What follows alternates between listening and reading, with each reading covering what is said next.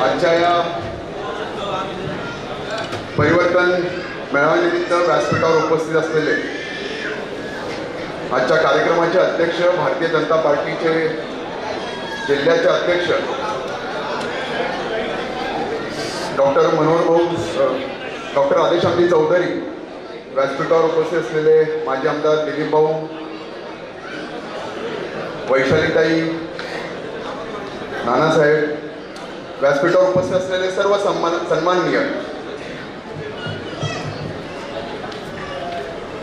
माझ्यासमोर मोठ्या संख्येने बडगाव शहर आणि तालुक्यातून उपस्थित असलेले भारतीय जनता पार्टीचे सर्व सन्माननीय पदाधिकारी, कार्यकर्ते, माता भगिनींनो, पत्रकारांना आणि चोरून लपून खास करून ही सभा ऐकण्याकरता आलेल्या माझ्या विरोधकांना सुद्धा माझा खूप सारा नमस्कार. अरे आवाज नाही येत. 5 तारखेला पाचोरा येथे सभा झाली. तिथे पाचोरा शहर आणि ग्रामीण इथले भागातले लोक होते. भाऊ, आज बडगाव इथली सभा होत आहे.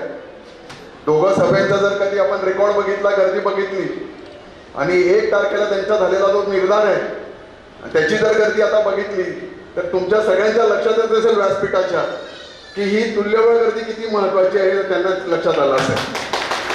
तिथे जमा केलेली सगळी लोक मारून धरून जमा केलेली होती.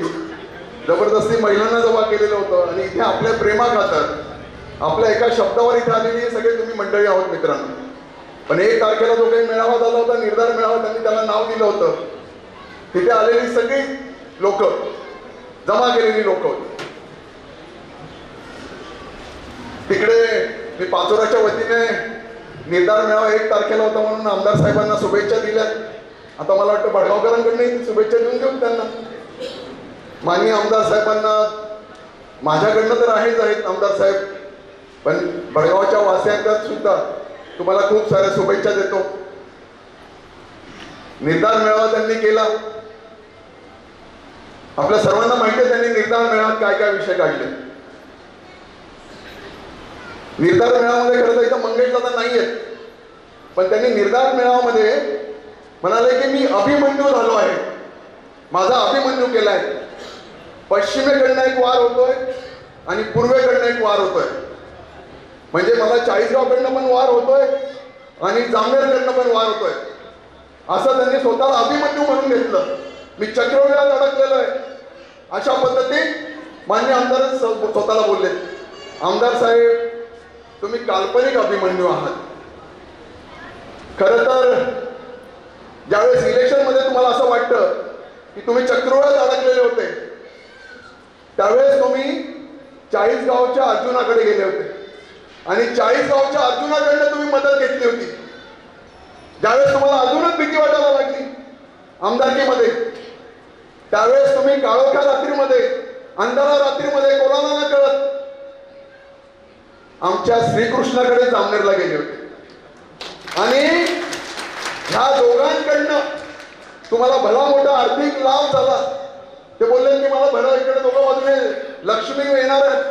मग त्यावेळेस आमदारकीमध्ये तुमच्याकडे तुम्हाला दोघं बाजूने लक्ष्मींचा वर्षाव झाला आणि त्यावेळेस तुम्ही काल्पनिक अभिमन्यू, तुम्ही हे सगळं चक्र भेटलं आणि तुम्ही तिसऱ्यांदा आमदार झालात. नाहीतर तुम्ही आमदार झाला नसतात. आणि जेव्हा तुमची आमदारकी होऊन गेली, सगळा विषय होऊन गेला, त्यावेळेस तुम्ही भाजपला बोलायला तयार होऊन गेलात. तुमचे दगडाखालचे हात निघून गेले. ताईंना बोलायला लागले की गद्दार आहात, भाऊंना बोलतायत, आता नानासाहेबांना बोलतायत. मला तर काय खालच्या शब्दामध्ये पाहिजे तेवढं ते बोलत होते, पण गद्दार कसं म्हणता येईल. खरं तर इथे आज खासदार महोदय येणं आवश्यक होतं, पण मी व्यासपीठाला सांगू इच्छितो, ज्यावेळेस युतीमध्ये आपण खासदारकीचं इलेक्शन लढलं, मी तुम्हाला असे 100 नावं मोजून दाखवू शकतो आमदार साहेब की ज्यांनी, ते तुमचे प्रमुख पदाधिकारी होते पण त्यांनी युती धर्म पाळला नाही आणि त्यांनी आपल्या विरोधात काम केलं. तुमचा शहर अध्यक्ष असेल, तुमचा तालुका प्रमुख असेल, तुमचे असंख्य असे कार्यकर्ते होते की ज्यांनी पूर्णपणे विरोधात काम केलं आणि आज तुम्ही आम्हाला म्हणताय की हे तिघं लोक एकत्र आलेत. खरं तर आम्ही तिघं चौघजण एकत्र आलो म्हणून त्यांचा तळपेट व्हायला लागला, म्हणून त्यांची भाषा पसरली. नानासाहेबांना म्हणाले, भाऊंना म्हणाले की हे संस्था चालक आहे. खरं तर नानासाहेब तुमचं त्या सभेकडे लक्ष होतं त्यांना माहित नाही, पण त्यांच्या बाजूला जर बसणारे लोक कोण होते? इथले संस्था चालक होते ना. सगळ्यात जास्त घोटाळा गोंधळ SITची चौकशी कोणाला आहे? आपल्याला आहे का? इथल्याच बसलेल्या संस्था चालकांना होती, पण त्यांचं लक्ष नाही की नेमकं काय होतंय. एक बोट समोरच्याकडे दाखवायचं आणि 4 बोट स्वतःकडे असतात. आमदार साहेब, हे तुमच्या लक्षात आलं नाही. खरं तर ही तुमची संस्कृती तुम्हाला असं ठेवायला नाही पाहिजे होती. इलेक्शन आले, राजकारण होतात, पण भडगावची संस्कृती काय? डॉक्टर साहेब, मी अभिमानाने सांगू शकतो, मी जेव्हा राजकारणात आलो, पाचोरा भडगाव एक मतदारसंघ होता, त्यावेळेस भडगावच्या वेगळ्या संस्कृतीला तरुणांना वाव द्यायचा काहीतरी झालं पाहिजे. मी पहिला होतो जिथे दहीहंडी मी इथे सुरुवात केली होती. मी पहिला होतो इथे नवरात्र गरबा दांडिया केलेला होता. काय झालं मागच्या गरबा दांडियामध्ये सगळ्यांनी बघितलंय का? आम्ही इथे सांस्कृतिक महोत्सव घेत होता. इथल्या महिलांकरता गरबाचं आम्ही आयोजन केलेलं होतं, पण त्यांचा असलेला इथला शहर अध्यक्ष, शिवसेनेचा शहर अध्यक्ष, जो किशोर आप्पांचं नेतृत्व करतो, जो आमदार साहेबांचं नेतृत्व करतो, जे त्यांच्या संस्काराने पुढे चालतो, त्या शहर अध्यक्षाने इथे चालू असलेल्या माझ्या माता भगिनींना दारू पिऊन तो तिथे आला आणि तिथे मोठा दांडका घेऊन आला आणि सगळ्या प्रकारचं नासधूस केलं. तिथे सगळे काचा फोडल्यात, माझ्या असलेल्या माता भगिनींच्या अंगावर ते काचा पडल्यात. हे सगळ्या भडगावकरांनी बघितलंय की नाही तुम्ही सगळ्यांनी? मग ह्यावेळेस कुठे होते? जेव्हा आम्ही त्यांच्या विरुद्ध गुन्हा दाखल करायला गेलो तर आप्पासाहेबांनी त्याच्यावर गुन्हा दाखल होऊन गेला नाही. एक प्रकारे आप्पासाहेबांनी त्या विषयाचं समर्थनच केलं होतं. मग ही संस्कृती आपल्या भडगावची आहे का? मला आज भडगावकरांना विचारायचं, ही संस्कृती आहे का? भडगावकर हे कदापि मान्य करणार नाही, कदापि सहन करणार नाही. अशा पद्धतीमध्ये माननीय आमदार साहेब सगळ्या गोष्टी करत असतात. आमदार साहेबांवर बोलण्यासारखं खूप आहे. खरं तर मला अपेक्षा होते की ते तिसऱ्यांदा आमदार झाले, त्यांनी वेगळ्या विषयावर बोलायला पाहिजे होतं, विकासाच्या विषयावर त्यांनी बोलायला पाहिजे होतं, पण त्यांनी तो कुठलाच विषय त्यांच्या हातामध्ये घेतला नाही. त्यांनी ज्या पद्धतीमध्ये पूर्ण निर्धार मेळावा केलेला होता तो त्यांना आमच्या तिघा चौघांचं एकत्र येण्याचा धाक त्यांना तिथे पडलेला होता. पण आमचे हे भडगावकर डॉक्टर साहेब तसे नाहीये, शांत, संयमी आणि सुसंस्कृत असे आमचे भडगावकर आहेत. आम्हाला इथला आमच्या वैयक्तिक प्रश्नांचा विषय होता. सगळ्यात महत्वाचा इथल्या ग्रामीण भागामध्ये काय विषय होता? मागच्या 2 वर्षापूर्वी मित्र तुम्हाला सगळ्यांना माहिती होतं की दुष्काळ पडलेला होता. बाजूचा असलेला लगतचा तालुका जिथे बांधाला बांध आमच्या शेतांची आहे, तिथे मंगेश दादा दुष्काळग्रस्त तालुका जाहीर करून घेतो, पण आमच्या आमदारांकडनं हा दुष्काळग्रस्त तालुका जाहीर होत नाही. आता ओला दुष्काळ झालाय, सगळ्यात जास्त निधी तिकडे येऊन गेलेला आहे. बागायती शास्त्रीय जास्त क्षेत्र करून घेतलं, पण आपल्या इथे एकही बागायती क्षेत्र मान्य आमदारांना करता आलं नाही. फक्त दंड थोपटतात, आमच्याकडून दंड थोपटतात. आमदार साहेब, तुम्हाला निवडून दिलं नाही, तुम्ही दंड हे हाऊसमध्ये ठोकवले पाहिजे होते, ह्या शेतकऱ्यांकडे थोपटले पाहिजे होते, त्यांच्याकरता बोलायला पाहिजे होतं. आणि तुम्ही म्हणतात की मी वैयक्तिक बच्चू कडूचं समर्थन करतो. मग जर कधी तुम्हाला आमदार असताना जर कधी हे गोष्ट होत नसेल तर तुम्ही राजीनामा द्या. आमच्या शेतकऱ्यांचे, गोरगरिबांचे, महिलांचे जर काम तुमच्याकडनं होत नसेल तर तुम्ही राजीनामा द्या. आज काय पाहिजे शेतकऱ्यांना? आज ओला दुष्काळ पडलेला, किती पैसे आले तुमच्या अकाउंटला? 7,000, 8,000. सगळ्या शेतकऱ्यांच्या अकाउंटला अजूनपर्यंत आले नाही. मी अभिमानाने सांगू शकतो की पीक विमा हा जर काही शब्द असेल आणि भडगावकरांच्या अकाउंटला पैसे देण्याचं जर कधी काम केलं असेल मागे 3-4 वर्षामध्ये, तर फक्त आणि फक्त अमोल शिंदेने केलं. याच्या अगोदर आमदार साहेबांनी कधीच हे केलं नाहीये. विचारून घ्यावं त्यांच्या जवळच्या असलेल्या सगळ्या शेतकऱ्यांनी, आमदार साहेबांनी, की त्यांच्याही अकाउंटला पैसे आणण्याचं काम जर कधी कोणी केलं असेल तर अमोल शिंदे होता. कलेक्टरांच्या बाहेर पूर्ण वेळ एक दिवस तिथे बसलेलो होतो की साहेब जोपर्यंत तुम्ही देणार नाही तोपर्यंत आम्ही इथून हलणार नाही, अशी कडक भूमिका मी तिथे घेतली होती. त्याशिवाय हे घडणार नव्हतं. पण आमदार साहेबांनी साफपणे खोटं नाकारलं. सांगतात की हे मी केलं, पण कधीच झालं नाही. आज ओला दुष्काळ आहे. माझ्या मते आपल्या भडगाव तालुक्यातली सगळी जमीन ही बागायती आहेत ना, हो किंवा नाही? गिरणा काटला बसलेला आपला सगळा. मग आले का तुम्हाला बागायतीचे पैसे? आले? मग याचा जबाब कोण विचारणार त्यांना? मला या निमित्ताने आमदार साहेबांना विचारायचं होतं की कमीत कमी या विषयात जर तुम्ही बोलला असतात की मी कमी पडलो मलाकडनं जमलं नाही, मी अधिकाऱ्यांना घेऊन बसलो असतो, मी इकडे तिकडे भटकलो नसतो आणि मी हे जर काम केलं असतं तर 100% इथल्या असलेल्या शेतकऱ्यांना सुद्धा ज्या पद्धतीत मंगेश दादा काम करतात, ज्या पद्धतीत मंगेश दादा शेतकऱ्यांना न्याय देण्याचं काम करतात त्या पद्धतीत झालं असतं. काय झालं? ज्या वेळेस मंगेश दादांनी आरटीओ कार्यालय तिथे सुरू केलं, सगळ्या भडगावकरांना जेव्हा माहिती पडलं की हो चाळीसगावला आरटीओ कार्यालय झालंय, त्यावेळेस सगळे भडगावकर एकत्र झाले, एकजूट झाले, सगळ्या भडगावकरांनी आंदोलन केलं. त्यावेळेस आमदार साहेबांना जाग आली की हो मी सुद्धा आरटीओ कार्यालयाकरता काहीतरी काम केलेलं होतं, ते विसरून गेले होते, फक्त लोकांना भूलथापा दिलेल्या होत्या. आणि मग भडगावकरांनी आंदोलन केलं, ते मुख्यमंत्र्यापर्यंत गेले की नाही मला अडचण येऊ शकते, भविष्यामध्ये इलेक्शन्स आहेत, म्हणून मग त्यांनी त्या पद्धतीत नियोजन करून परत चाळीसगावला एक आरटीओ कार्यालय झालं नसतं, पाचोऱ्याला झालं, भडगावला झालं. ते कोणाच्या जागेत आहे? आरटीओ कार्यालय कोणाच्या जागेत आहे? त्यांच्या मुलाच्या जागेत. मग त्याचे पैसे कोणाला मिळतात? म्हणजे त्यांना त्याचा स्वतःचा स्वार्थ होता, म्हणून मी तर म्हणेन की त्यांनी ते आरटीओ कार्यालय आले. आणि भडगावकरांनी जर त्यांना जागा नसतं केलं ना तर त्यांना आरटीओ कार्यालय कुठल्या पद्धतीत मिळालं नसतं. मंगेश दादा बोलताना बोलले की माननीय आमदार साहेबांनी एकदम चुकीचं असं राजकारण चाळीसगावला येऊन केलं होतं. मंगेश दादा इथे नाही, पण मला त्यांना ती आठवण करून द्यायची होती खरं तर. म्हणजे कोणीतरी माणूस एखाद्या व्यक्तीच्या ठिकाणी गेला, तिथे त्याचं देहांत झालेलं आहे, तिथे शोक सभा चालू आहे, तर त्या ठिकाणी सुद्धा कोणी राजकारण करू शकतं हे मला कधीच कळालं नाही. जर मग तसंच असेल तर किशोर आप्पाचा आणि माझा सुद्धा एक जिवलग मित्र होता मुकुंद दादा बिल्लीकर. त्या मुकुंद बिल्लीकरांची सुद्धा एक इच्छा होती की पाचोरा शहराचं मी नगराध्यक्ष व्हावं भाऊ. मग जर कधी एवढाच कळवळा त्यांना त्या ठिकाणी जर आहे तर मग त्यांनी येणाऱ्या आता इलेक्शन्सला मुकुंददादांच्या वहिनीला का त्यांनी तिकीट देऊ नये, त्यांच्या मिसेसला का तिकीट देऊ नये, त्याच्याकरता का पुढे करू नये, पण हे त्यांना लक्षात येत नाही. मंगेश दादांच्या तिथे जाऊन ते बोलतात, आमदार साहेब तुम्ही मंगेश दादांची बरोबरी करू शकत नाही. ज्या पद्धतीमध्ये मंगेश दादा त्या ठिकाणचा विकास करतायत ना मित्र, त्याच पद्धतीमध्ये तुम्ही इथे विकास करायला पाहिजे होता. पण आज आम्हाला आनंद होत आहे, आम्ही जे काही नेतृत्वामध्ये आज इलेक्शन इथे करत आहोत, ज्या मार्गदर्शनामध्ये करत आहोत, ते गिरीश भाऊ महाजन असतील आणि गिरीश भाऊंच्या आदेशानुसार मंगेश दादा आज आपल्याबरोबर जोडलेले आहेत. आणि मंगेश दादाचं असलेलं दूरदृष्टी त्याच्याबरोबर आज आपण काम करणार आहोत.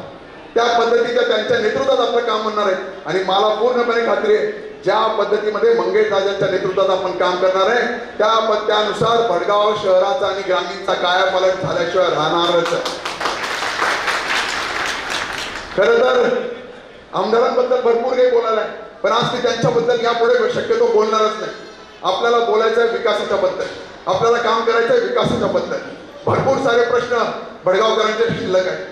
इथल्या इथल्या तरुणांना कुठल्या प्रकारचं हा काम नाहीये. नगरदेवळच्या इथे एमआयडीसी होऊ घातलेली आहे. फक्त आमदार साहेबांनी तेवढं बोललं की नगर एमआयडीसी येते, एमआयडीसी येते. मला येणाऱ्या इलेक्शन्समध्ये ह्याच्यामध्ये आमदार साहेबांनी काहीतरी कागदपत्र दाखवावे की हो इथे एमआयडीसी पूर्णपणे मंजूर झालेली आहे. पण अशा कुठल्या प्रकारचं कार्य इथे काम नाहीये. काय आज आमच्या भडगाव शहरामध्ये? अच्छा हा बरोबर, त्यांनी काय केलं, एमआयडीसीच्या आजूबाजूला पहिले त्यांनी स्वतःच्या जमिनी खरेदी करून घेतल्यात. फक्त म्हणजे असं आम्हाला कळालं की त्यांनी जमिनी खरेदी करून घेतल्या. जमिनी खरेदी केल्यानंतर मग ती एमआयडीसी टाकली, जेणेकरून 1 रुपयाच्या भावामध्ये जमीन घ्यायची. उद्या एमआयडीसी झाली तिथे 1000 रुपये भाव होणार आणि त्या पद्धतीत स्वतःचा फायदा कसा होईल अशा पद्धतीत ते काम करत आहे. काय माझ्या भडगावमध्ये काय अडचण? माझे गोप गरीब जनता पेठ भागात असेल, यशवंतनगर भागामध्ये असेल, आज अतिक्रमण भागामध्ये राहते, भोगटदार म्हणून राहते. आज त्यांचे सुद्धा घरं भाऊ आजपर्यंत त्यांची घरं नावावर झालेली नाहीत. फक्त खोटं आश्वासन मागील 10 वर्ष झाले त्यांना दिलं जात आहे. मी तुम्हाला वचन देऊन सांगतो भडगावकरांना, 1 वर्षाच्या आत जितके काही अतिक्रमण घरे असतील, मी जबाबदारीपूर्वक बोलतोय, 1 वर्षात जितके काही अतिक्रमण घरं असतील, जितके काही भोगटदार असतील, यांची सगळ्यांची घरं त्यांच्या नावावर लागल्याशिवाय राहणार नाही. अशा पद्धतीमध्ये आम्ही इथे काम करतो. ज्या पद्धतीमध्ये जी लोक आम्ही इथे उभी करत आहोत, कोणी सट्टापट्टावाला नाही, कोणी वाळूवाला नाही. आज डॉक्टर साहेब खरं सांगतो, गिरणाई माई आमच्या भागातून वाहते. आज गिरगा माईला तिचा खून करण्याचं काम इतकं मी जबाबदारपूर्वक बोलतो. जर कधी कोणी त्यांचं वस्त्र हरण करण्याचं काम जर कधी कोणी करत असेल ना, माननीय किशोरप्पा पाटील यांचेच सगळे कार्यकर्ते पदाधिकारी करतात. आप्पासाहेब, मी पाचोरालाही बोललो आणि इथे बोलून जातो, तुम्ही आमदार असाल पण महसूल मंत्री हा आमचा आहे. त्या रेतीच्या काम करणाऱ्या लोकांनी आता लक्षातच ठेवावं, गाठ थेट अमोल शिंदे बरोबर आहे. माझ्या इतर कुठल्या कार्यकर्त्यांबद्दल नाही, तुमची गाठ थेट माझ्या बरोबर आहे. कसं तुम्ही वाळू सोडून येतात, कशा पद्धतीने आमच्या गंगामाईचा खून करतात हे मीच आता बघतो आणि बोलत नाही, मी करून दाखवतो. महसूल बरोबर असेल किंवा नसेल, मी स्वतः रस्त्यातून तुरीचे डंपर नाही जमा केले तर नावाचा अमोल राहणार नाही.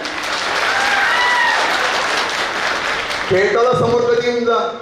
आपलं तिकडचं भाषण झालं दादा भाऊ, काही लोकांनी स्टेटस ठेवले, ज्यांना स्टेटस आहेत ना ते पोस्टर बॉय वगैरे, खरं तर त्याच्या बोलण्यात कमी इतकं हे नाहीये. मग त्या पोस्टर बॉयलाही सांगून देतो की चुकीचा वागला, आमच्या कार्यकर्त्यांना आज बळ केलं तर तुला तिथेच धडा शिकवल्याशिवाय राहणार नाही. अशा पद्धतीचा अमोल शिंदे आहे. तुला कुठेही समोर आला तर सोडणार नाही. एकाही कार्यकर्त्याला धक्का लागला तर तुमची सर्वांची संरक्षण करण्याची जबाबदारी अमोल शिंदेची, बिलकुल काळजी करायची नाही. मला खूप अभिमान आहे माझ्या वडिलांबद्दल. भाऊ आहे इथे. 1991 ते 95 सालामध्ये पंडित तात्या शिंदे आणि दिलीप भाऊ एकत्र होते. त्यावेळेस पाचोराकरांचा प्रश्न त्यावेळेस सुटलेला आहे आणि आज मागे 3 टर्म झाले तुम्ही आमदार आहेत, अजून सुद्धा भडगावकरांचा पाण्याचा प्रश्न सुटला नाही. आता कुठेतरी जाऊन तो केटीवर होतोय, पण निसर्ग केटीवर होऊन चालणार नाहीये.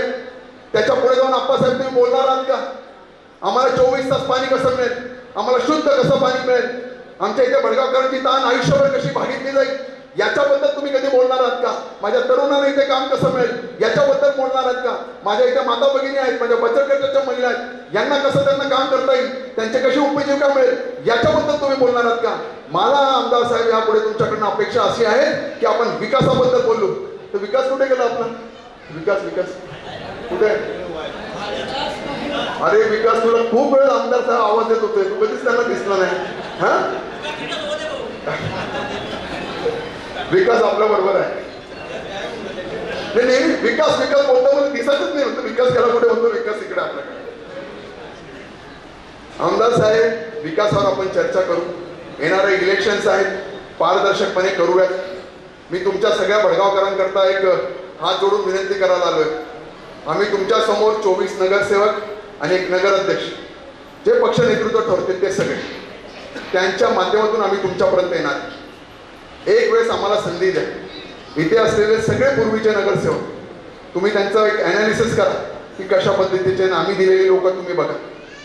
कुठल्याही जातीपातीला, कुठल्याही पैशाला, कुठल्याही याला भूलतापाला बळी पडू नका. खरं तर मी नेहमी इलेक्शनमध्ये म्हणत असतो, आता नेमकं दिवाळी होऊन गेली, आता दिवाळीमध्ये काय असतं डॉक्टर साहेब मुश्किल असतं. दिवाळीमध्ये लक्ष्मी येते ना, त्याच्यामुळे यावेळेस पण तुमच्याकडे सगळ्यांकडे लक्ष्मी येऊ शकते, सगळ्यांकडे येऊ शकते. पण लक्ष्मी जरी घेतली तरी मतदान करताना मात्र सरस्वतीचा विचार करावा, अशी एक रास्त मी आपल्याकडनं करतो. आणि येणाऱ्या भडगाव नगरपालिकेमध्ये, पंचायत समिती, जिल्हा परिषदमध्ये एक हाती सत्ता ही भारतीय जनता पार्टीला तुम्ही द्यावी, ही अशी एक या निमित्ताने विनंती करतो आणि थांबतो. जय हिंद, जय महाराष्ट्र.